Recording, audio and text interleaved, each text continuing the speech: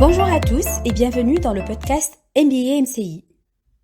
Ce nouvel épisode de Let's Go Digital a pour sujet le métier de délégué à la protection des données, plus connu sous l'acronyme DPO pour Data Protection Officer. Je suis Imen Zahmoul et en compagnie de Yazid Bellamy, nous avons le plaisir d'interviewer Lionel Cato, que nous remercions d'avoir accepté de répondre à nos questions. Bonjour Lionel. Bonjour Imen, bonjour Yazid, bonjour à tous. Bonjour Imen, bonjour Lionel. Lionel, vous êtes donc le DPO de l'enseigne But, qui est le premier réseau d'équipement de la maison avec un peu plus de 300 magasins à l'échelle nationale. Vous comptez un peu plus de 120 millions de visiteurs par an. Vous avez donc un cursus qui est plutôt juridique, avec un master en sciences criminelles à l'Université de Toulouse, renforcé par un LLM en droit des technologies de l'information à l'Université de Montréal et un master 2 en droit du numérique à l'Université Paris 2 Assas. Pour ce podcast, nous parlerons dans un premier temps du métier de DPO et dans un second temps, nous ferons un petit focus sur le sujet d'actualité qui est l'application Stop Covid. Imen, à toi la parole. Le métier de DPO est relativement récent, car il est issu du RGPD, le Règlement général sur la protection des données, qui est entré en application en mai 2018. Lionel, tout d'abord, en quoi consiste votre métier ? Eh bien, le délégué à la protection des données est le chef d'orchestre de la conformité en matière de données à caractère personnel.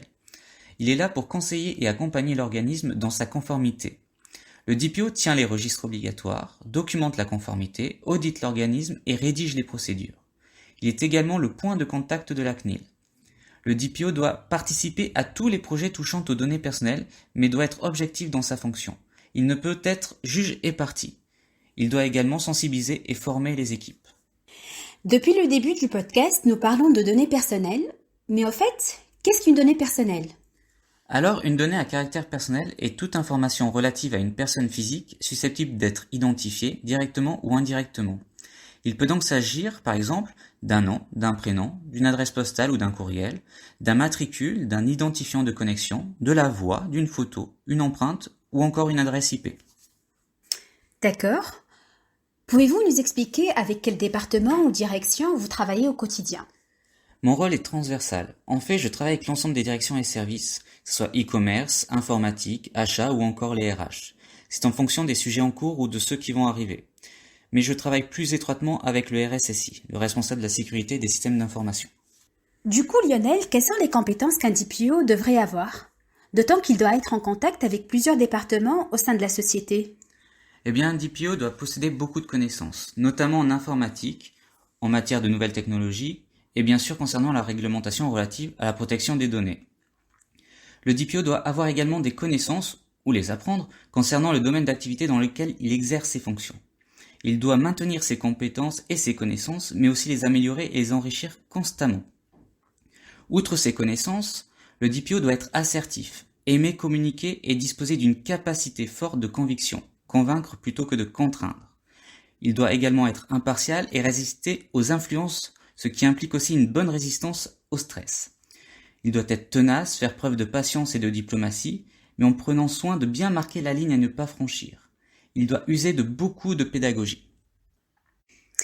Étant donné que Yazid et moi sommes dans le marketing digital, comment ce dernier est-il impacté par le RGPD ? Eh bien, le marketing digital est constamment en lien avec le RGPD.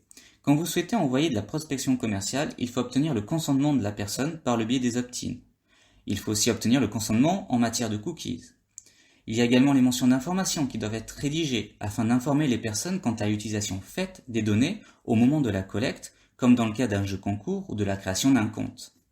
Il faut également prévoir les clauses RGPD dans les contrats avec les partenaires ou tout simplement mettre en conformité au RGPD tout nouveau projet. Je pense que le RGPD représente aujourd'hui environ 10% du temps dans le marketing digital. En conséquence, ces métiers doivent aujourd'hui avoir des connaissances dans ce domaine.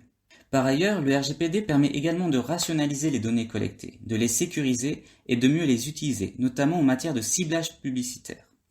En tant que DPO, je dis régulièrement aux équipes qu'il faut privilégier la qualité à la quantité. Supposons que je suis un commerçant et pour garder le contact avec mes clients, j'ai besoin de collecter leurs adresses mail. Est-ce que je dois avoir leur consentement ?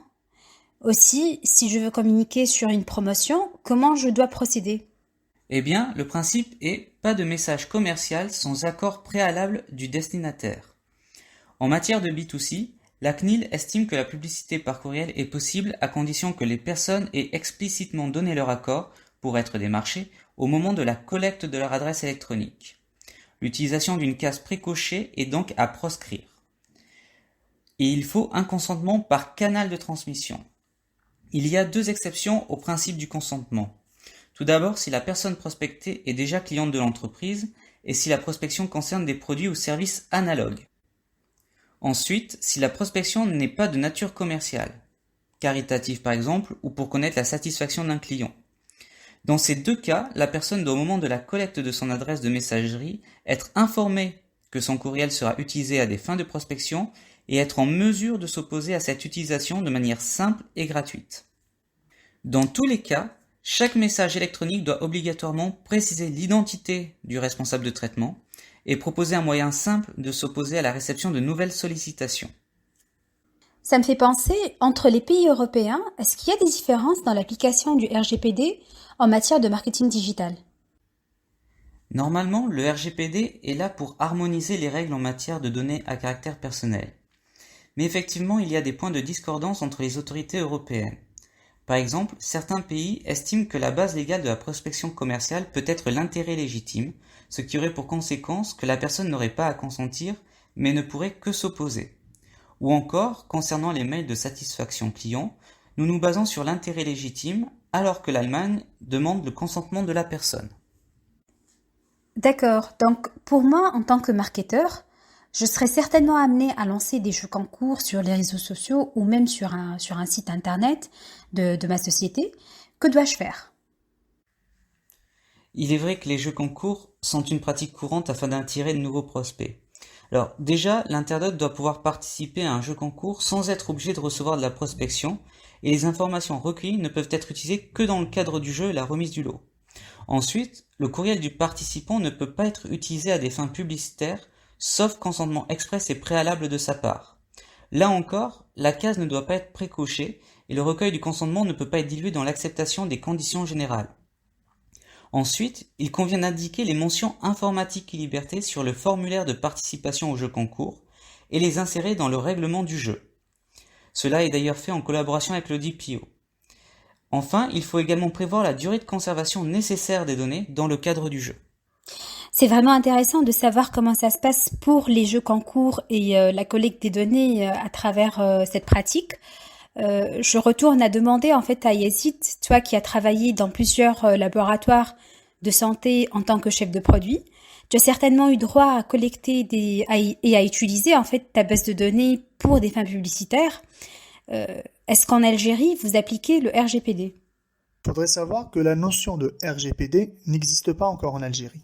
Néanmoins, les données relatives à la santé sont régies par les autorités, à savoir le ministère de la Santé et des Réformes hospitalières, via la loi numéro 1807. Au fait, cette loi met en exergue la responsabilité de tout organisme qui traite les données. Dans mon cas, je me plie à la réglementation de la direction compliance de mon entreprise, qui m'encourage à vérifier si le médecin a donné son consentement, via un formulaire bien sûr, daté, signé, avec un cachet. Pour rebondir sur ce que tu viens de dire, je trouve bien déjà qu'il y ait une loi qui traite des données de santé en Algérie. Dans l'UE, les données de santé sont des données dites sensibles, et leur utilisation est par principe interdite. Mais comme souvent en droit, il y a des exceptions. Donc Lionel, dans le cas d'une société française implantée à l'étranger hors l'Union européenne, est-ce que le RGPD doit être appliqué? C'est justement l'une des grandes nouveautés de ce texte. Il existe 2 critères pour savoir si les traitements tomberont sous le coup du règlement. Tout d'abord, le critère de l'établissement, c'est-à-dire que le règlement s'applique dès lors que le responsable de traitement ou le sous-traitant est établi sur le territoire de l'Union européenne. L'autre critère est celui du ciblage. Le responsable de traitement ou le sous-traitant met en œuvre des traitements visant à fournir des biens et des services aux résidents européens ou à les cibler. En pratique, le droit européen s'applique chaque fois qu'un résident européen est directement visé par un traitement de données, y compris par Internet. Alors, certaines sociétés estiment que le RGPD est un frein à leur business. Lionel, de votre point de vue, pensez-vous que le RGPD est un frein ou une opportunité? Je suis persuadé que c'est une réelle opportunité, sinon je n'en aurais pas fait mon métier. Les sociétés comprennent doucement mais sûrement que le RGPD est un avantage concurrentiel et un atout majeur auprès des gens et notamment des clients. Si une personne a confiance sur l'utilisation faite de ces données, elle viendra beaucoup plus facilement acheter dans les magasins ou sur le site internet. Il en est de même pour ses salariés. Cela démontre un intérêt de la société envers ses collaborateurs. Cependant, il ne faut pas tromper les personnes et se surestimer, sinon le retour de bâton sera terrible, surtout en termes d'image. Le RGPD permet également de faire le ménage des données en interne, de modifier ou de créer des règles ou des procédures, et de mettre les choses bien au propre. Lionel, si vous le permettez, j'aimerais revenir sur un sujet d'actualité qui est le Covid-19. En fait, le gouvernement réfléchit dans le cadre du déconfinement à mettre en place une application de traçage intitulée Stop Covid. Cette application peut-elle être conforme au RGPD ? Tout d'abord, nous avons pu voir certains interpréter de mauvaise manière le RGPD et lui rejeter beaucoup de fautes. Mais contrairement à ce que beaucoup de personnes pensent, le consentement n'est pas l'unique base légale d'un traitement. Il peut y avoir par exemple l'exercice d'une mission de service public, qui est également un autre fondement. De surcroît, en matière de données de santé, qui est une donnée dite sensible au sens du RGPD, le considérant 52 pose des dérogations à l'interdiction de traiter ces données-là. Ces dernières pourraient être autorisées quand l'intérêt public le commande. Ainsi, déterminer si le traçage individuel est légal ou non n'est pas la bonne question. Il convient de savoir si ce traçage serait efficace et si c'est le cas, il faut définir un cadre précis et mettre des garde-fous pour éviter les dérives. Il faut donc des garanties appropriées. Mais quelles seraient les garanties appropriées ? Et est-ce que la CNIL a apporté des recommandations ? La CNIL a en effet apporté des recommandations. Elle a tout d'abord rappelé que les personnes ne devront pas être obligées de se servir de l'application, mais consentir de façon éclairée à son utilisation. De plus, le refus de télécharger l'application ne devra en aucun cas réduire les facultés de déplacement. Dans le cas contraire, le consentement ne sera pas considéré comme libre. Ensuite, l'application doit avoir une durée de vie temporaire et définie, dont la fin sera l'achèvement de la crise sanitaire, suite à laquelle toutes les données devront être supprimées. La durée de conservation des données de traçage des contacts, du fait de la durée d'incubation du virus, devrait être de 14 à 16 jours. Il faut enfin respecter les différents principes issus du RGPD, comme le principe de minimisation des données, c'est-à-dire collecter les données nécessaires, mais également les pseudonymiser quand l'occasion se présente, et sécuriser au maximum cette application. D'ailleurs, pour information, la Commission européenne a publié le 16 avril une boîte à outils dédiée aux outils de traçage. Si je comprends bien, l'application Stop Covid est conforme aux règles du RGPD. En effet, si tous les principes du RGPD sont remplis lors de la conception de l'application, il n'y a pas de raison que l'application ne soit pas conforme au RGPD. Merci Lionel pour tes précisions. Nous avons fait le tour du métier de DPO, des bonnes pratiques RGPD, mais aussi l'actualité autour de l'application Stop Covid. Mais nous ne savons toujours pas quels sont les risques encourus par les sociétés en cas de non-respect de la réglementation. Donc Lionel, ça sera notre dernière question pour ce podcast. Quelles sont les sanctions que risquent les sociétés en cas de non-respect de la réglementation ? Les sanctions administratives sont bien sûr les plus connues, vu que cela impacte fortement le portefeuille. Selon la gravité du problème constaté, cela peut aller jusqu'à une amende d'un montant de 2% du chiffre d'affaires mondial ou 10 millions d'euros d'amende, voire une amende qui correspond à 4% du chiffre d'affaires mondial ou 20 millions d'euros d'amende. Mais il existe d'autres sanctions telles que des sanctions pénales également. Mais avant d'en arriver à ces sanctions-là, la CNIL peut prononcer un avertissement, une mise en demeure, une injonction de cesser la violation, une demande de limitation ou de suspension temporaire des traitements de données. Mais la sanction que redoutent beaucoup d'entreprises est celle de l'impact quant à son image. Nous touchons à la fin de notre podcast. Yazid et moi vous remercions pour le temps que vous nous avez consacré et nous vous laissons le mot de la fin. Pour terminer, je dirais qu'il ne faut pas voir le RGPD comme un ennemi, surtout dans le domaine du marketing digital, mais comme un réel avantage pour les sociétés et pour les personnes concernées. Merci Lionel. Merci à vous.